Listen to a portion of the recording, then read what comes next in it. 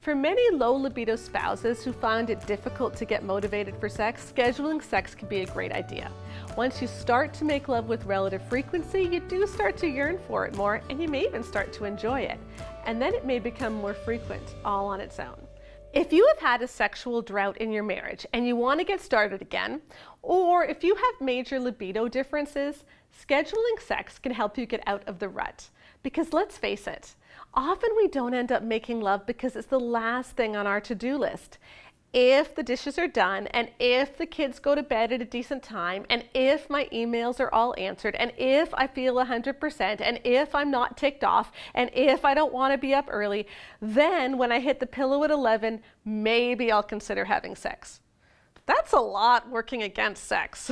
But if you schedule it and you say, you know what, every Wednesday and every Saturday, we're going to rock each other's worlds, or whatever you pick, then you know that you will be connecting, and you can derail some of these issues before they derail sex. For women, so much of our sex drives is in our heads, and if our heads are not in the game, our bodies don't follow. Sex really is not about what he's doing as much as it is about what we're thinking. But it's really hard to get your head in the game if you're just going about your normal routine with kids or your job or housework. If, though, you know that tonight you're going to have some fun, you can think more positively about it.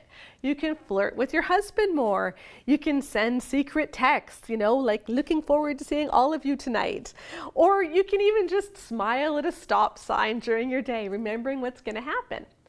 But scheduling sex has its drawbacks too.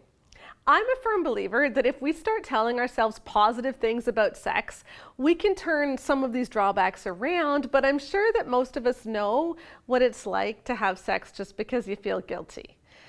It just becomes an obligation, and people don't necessarily want that. And if you do agree to scheduling sex and the night comes around and you really don't feel like it, you can end up resenting sex and your husband even more.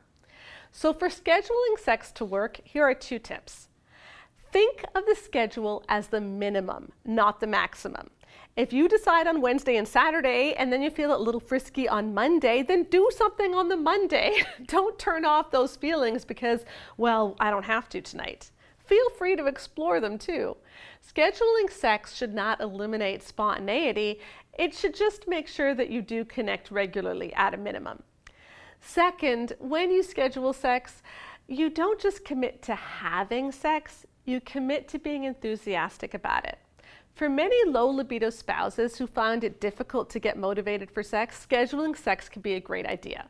Once you start to make love with relative frequency, you do start to yearn for it more, and you may even start to enjoy it. And then it may become more frequent all on its own. If you do these 2 things, then scheduling sex might give your marriage the jump start it needs. But making a schedule can never make up for a lack of enthusiasm or for the feeling, at least I'm off the hook now. You were created to live an abundant life, and that includes an abundant marriage and an abundant life in the bedroom. So throw yourself into it and see what happens.